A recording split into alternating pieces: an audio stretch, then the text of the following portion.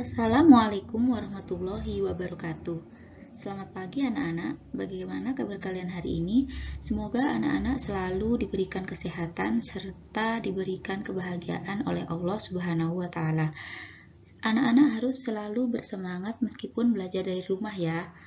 Pada hari ini kita akan bersama-sama membahas tentang hidup jadi lebih damai dengan ikhlas, sabar, dan pemaaf. Kemarin anak-anak sudah mempelajari tentang hukum bacaan nun sukun atau tanwin serta hukum bacaan mim mati atau mim sukun.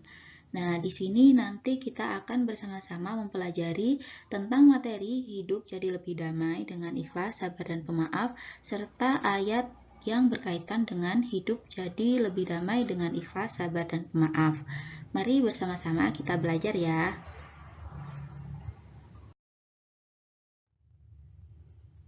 Sebelumnya, pernahkah anak-anak mengalami kesulitan, sedih, atau merasa kehilangan? Atau biasanya yang sekarang sering disebut dengan galau. Nah, semua orang pasti pernah merasakan sedih, gelisah, atau merasa kehilangan. Di sini, ujian kesulitan, kehilangan, kekurangan, serta musibah penyakit atau kemiskinan adalah perkara yang biasa dihadapi oleh manusia. Selama hidup di dunia ini, setiap orang pasti memiliki bermacam-macam masalah dan juga aneka kesulitan. Tingkatan ujian dan masalah itu juga berbeda-beda. Nah, selanjutnya tinggal bagaimana caranya kita mengatasi berbagai masalah dan kesulitan itu. Kuncinya ada pada keikhlasan hati, kesabaran jiwa, dan juga pribadi yang pemaaf.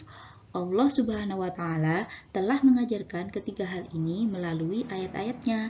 Begitupun juga dengan Rasulullah yang telah memberikan contoh yang nyata.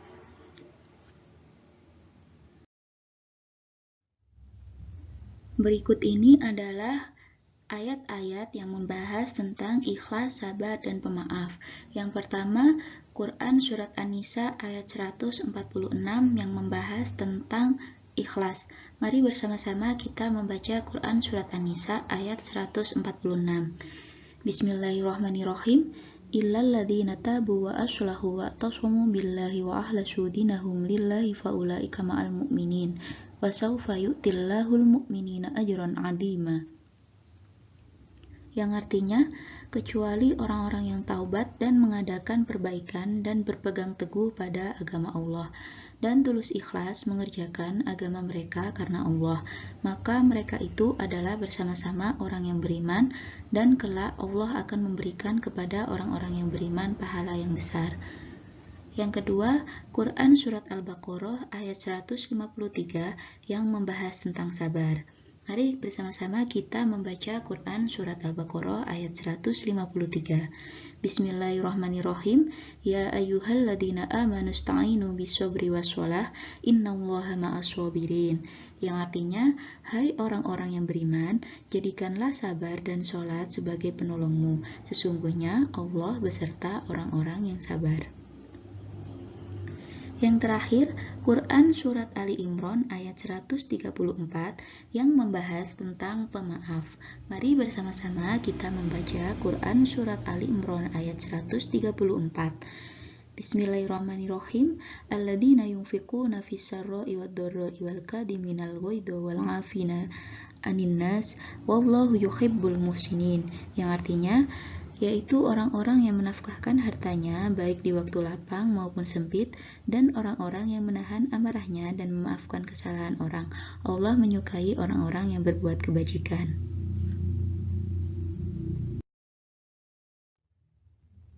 Nah, selanjutnya yakni perilaku ikhlas sebagai penghayatan dan pengamalan Quran Surat An-Nisa ayat 146 dalam kehidupan sehari-hari. Nah, ini dapat diwujudkan dengan beberapa cara. Yang pertama, gemar melakukan perbuatan terpuji dan tidak dipamerkan kepada orang lain. Yang kedua, ikhlas dalam beribadah, yakni semata-mata hanya karena Allah Subhanahu wa taala. Yang ketiga, tidak mengharapkan pujian atau sanjungan dari orang lain. Yang keempat, selalu berhati-hati dalam bertindak atau berperilaku. Yang kelima, tidak pernah membedakan antara amal besar dan amal kecil. Dan yang terakhir, tidak menghitung-hitung apalagi mengungkit-ungkit kebaikan yang pernah diberikan kepada orang lain. Jadi di sini penghayatan dan pengamalan Quran Surat An-Nisa ayat 146 dalam kehidupan sehari-hari itu, anak-anak selalu dalam beribadah itu dan berperilaku semata-mata itu hanya karena Allah. Jadi tidak ingin dipuji orang lain, tidak berniat untuk pamer kepada orang lain. Jadi selalu berhati-hati dan bertindak atau berperilaku karena semuanya dilakukan semata-mata karena Allah Subhanahu wa Ta'ala. Perilaku sabar sebagai penghayatan dan pengamalan Quran Surat Al-Baqarah ayat 153 dalam kehidupan sehari-hari dapat diwujudkan dengan berbagai cara. Yang pertama, sabar dalam menjalankan perintah Allah Subhanahu wa Ta'ala. Contohnya, ketika mendengar adzan, anak-anak segera menuju ke masjid untuk melaksanakan sholat berjamaah. Yang kedua, yakni sabar dalam menjauhi maksiat atau meninggalkan larangan Allah Subhanahu wa Ta'ala. Contohnya, ketika anak-anak diajak membolos, anak-anak segera menolak dan menghindari teman-teman yang bersekongkol untuk membolos. Jadi, ketika ada teman yang ngajak untuk bolos sekolah, anak-anak segera menolak dan tidak mau untuk diajak membolos. Yang ketiga, yakni sabar dalam menerima dan menghadapi musibah.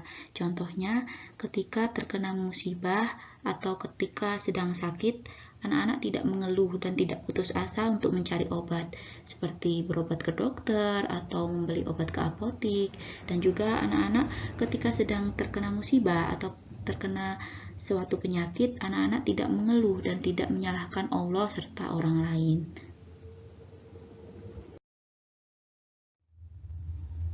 Selanjutnya yang terakhir yakni perilaku pemaaf sebagai penghayatan dan pengamalan Quran Surat Ali Imran ayat 134 dalam kehidupan sehari-hari dapat diwujudkan dengan cara yang pertama, memberikan maaf dengan ikhlas kepada orang yang meminta maaf. Yang kedua, meminta maaf atas kesalahan yang telah kita perbuat. Yang ketiga, tidak memendam rasa benci dan juga perasaan dendam kepada orang lain. Alhamdulillahirrabbilalamin, materi hari ini telah selesai. Selanjutnya, anak-anak silahkan membaca ketiga ayat di atas. Setelah itu, tugas untuk hari ini adalah menghafal salah satu ayat dari ketiga ayat tersebut.